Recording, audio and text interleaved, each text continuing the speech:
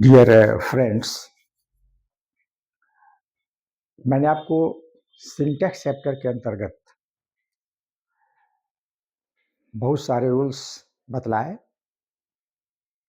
और उसका अंतिम 2 रूल बचा हुआ है, जिसको मैं इस वीडियो में डाल रहा हूं।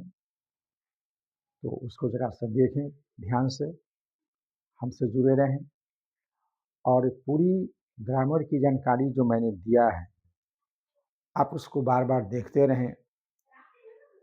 जो आपके मित्र हैं, फ्रेंड्स हैं, उनको ज़रा आप शेयर करते रहें, सब्सक्राइब करते रहें, लाइक करते रहें।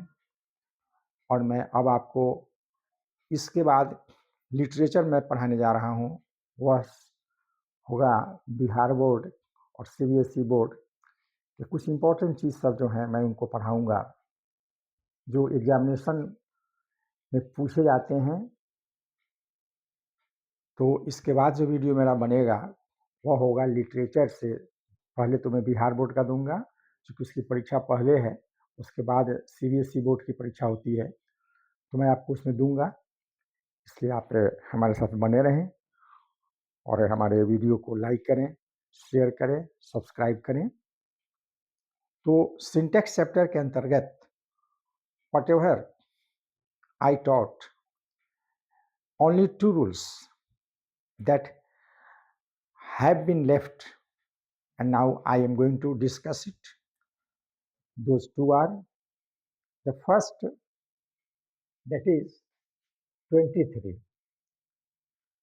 ये बड़ा इंपॉर्टेंट रूल है और इसमें ये क्या है कि जब दो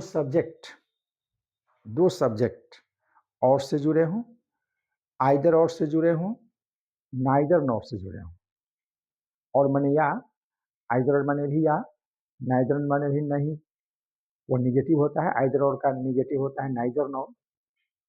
तो ये जब सब्जेक्ट हमारे इनसे जुड़े होंगे तब वर्ब जो है वह अपने नज़दीक के सब्जेक्ट के हिसाब से होता है। माने जो लास्ट में जो होगा सब्जेक्ट, उस सब्जेक्ट के हिसाब से हमारा हेल्पिंग वर्ब होगा। एग्जाम्पल के तौर पर आप देखें, नाइदर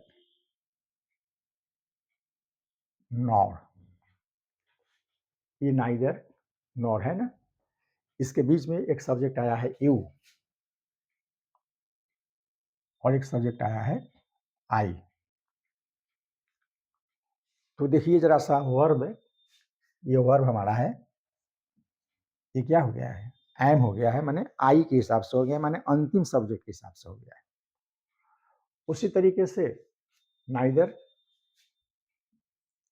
नॉर, एक सब्जेक्ट हमारा ही है, दूसरा सब्जेक्ट देखिए यू है, तो यू के हिसाब से क्या हो गया है, आर हो गया है, यू के हिसाब से आर हुआ है।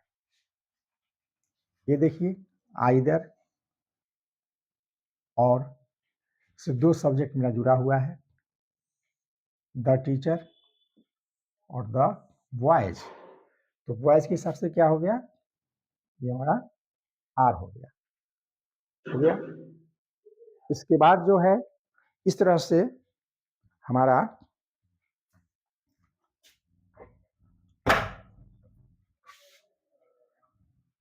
दूसरा ले लो बेटा,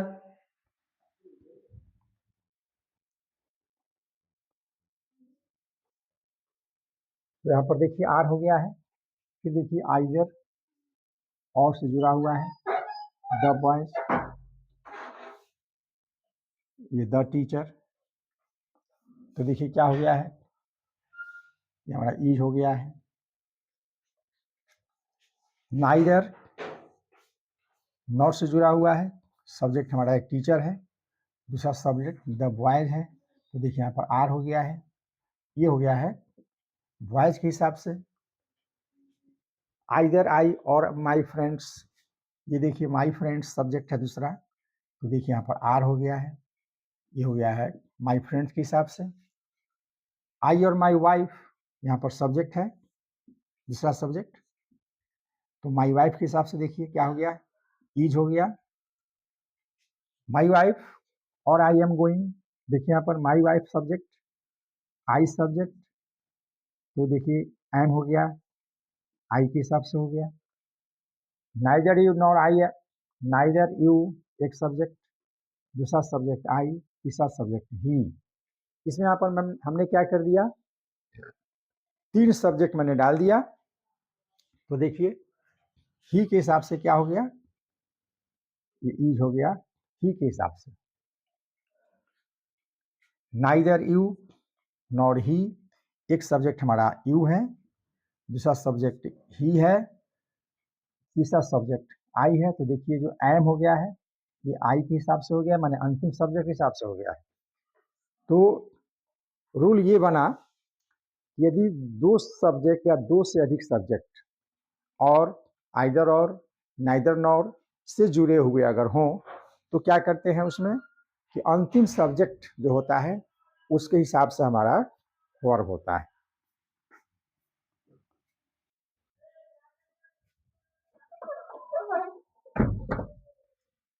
तो हमारा ये सब्जेक्ट अंतिम, हमारा वर्ब जो होता है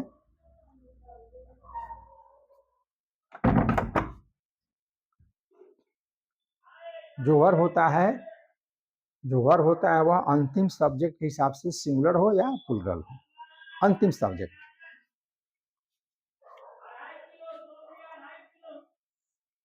तो अब देखें नंबर 24, इसमें क्या है कि मेनी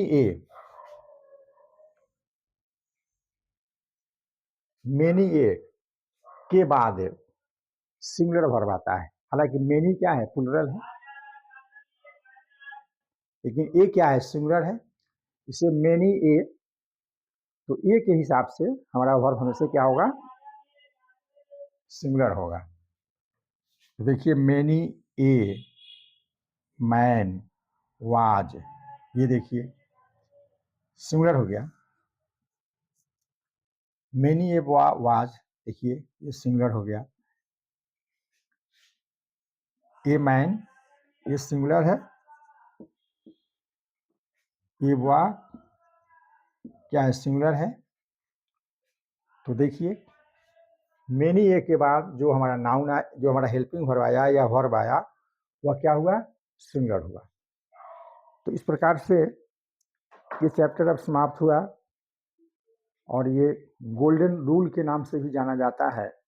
लोग इसको कहते हैं, कोई किताब में ये नहीं चर्चा है कि गोल्डन रूल है, ये पढ़ाने वाले लोग इसको बोलते हैं कि ये गोल्डन रूल है, माने बहुत अच्छा रूल सब है, ये सुनहरा है ना, नियम है जो आपको, जितने आप ग्रामर पढ़े हैं, जो रूल आप पढ़े हैं, tense, narration, voice transformation, analysis, synthesis, ये जो पढ़े हैं, तो उसमें कुछ सुधार करके ये कुछ उस सब काट है। SSPP जो फॉर्मूला मेरा है,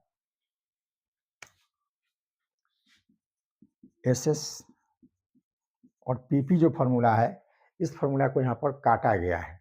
SSP का मतलब क्या, मैं आपको बताया था, यदि सब्जेक्ट सिंगुलर है तो हेल्पिंग वर्ब सिंगुलर होगा या वर्ब सिंगुलर होगा। यदि सब्जेक्ट हमारा प्लूरल है तो हेल्पिंग वर्ब होगा प्लूरल, या मेन वर्ब होगा प्लूरल, लेकिन प्लूरल होगा। उसी को कहा जाता है SSPP फार्मूला, जो सब जगह काम करता है। लेकिन यहाँ पर क्या है, यह नियम नहीं काम करता है।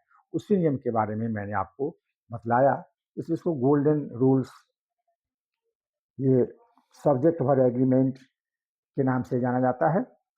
तो दोस्तों, अब ये ग्रामर जो whatever I promised you, I have completed them, and my request is only to read, to study whatever I taught you, and certainly I would like to have a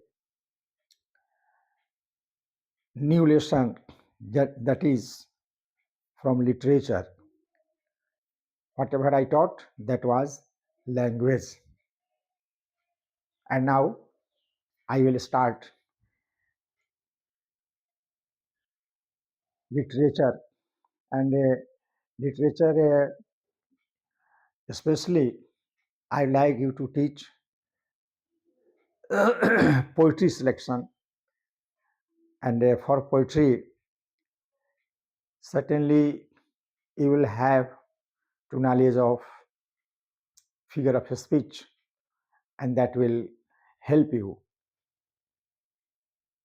अब मैं आपको लिटरेचर पढ़ाऊंगा। उस literature में सबसे पहले मैं 12 class का लिटरेचर पढ़ाऊंगा। बिहार बोर्ड चूँकि इसकी परीक्षा नज़दीक है, पहले वही है। इसमें कुछ कविता पढ़ाऊंगा और उस पोएम को पढ़ाने के लिए कुछ टर्म आते हैं जिसको कहते हैं रिटोरिकल टर्म कहते हैं, जिसको फिगर ऑफ स्पीच कहते हैं, उसको मैं पढ़ाऊंगा। और तब मैं किताब का पोएम जो है उसको मैं पढ़ाऊंगा। इम्पोर्टेंट कुछ एक्सप्लेनेटरी नोट्स मैं पढ़ाऊंगा, उसको आप देखेंगे। बिहार बोर्ड के लिए 12 क्लास के लिए बहुत ही उपयोगी होगा। तो तब तक इंतज़ार करें। और अब आपसे हम विदा लेते हैं, इस ग्रामर से हम विदा ले रहे हैं। और आपकी जवाबदेही है, आप उस ग्रामर को पढ़ें जो कुछ मैंने आपको पढ़ाया है, और उसको ध्यान से देखें। आपको कहीं जाने की ज़रूरत नहीं होगी भरसक। मैंने प्रयास किया है पूरे सिलेबस को देने का। और अब मैं आपसे विदा ले रहा हूँ, इस ग्रामर से मैं विदा ले रहा हूँ। और फिर हम मिलते हैं, लिटरेचर में मिलते हैं, जो नेक्स्ट वीडियो से शुरू होगा मेरा तत्काल। जय हिंद, जय भारत।